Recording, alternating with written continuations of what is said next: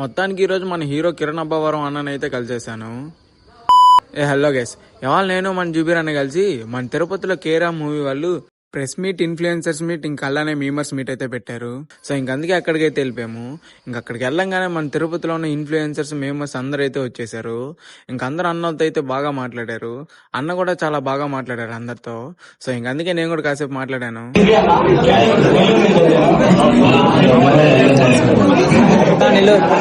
మీరు చెప్పారు మీకున్న టాలెంట్ ప్రూవ్ చేసుకోండి.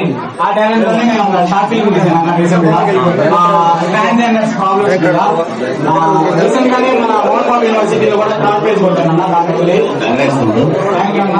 షార్ట్ ఫిల్మ్ వచ్చి నేటి సమాజం అన్న.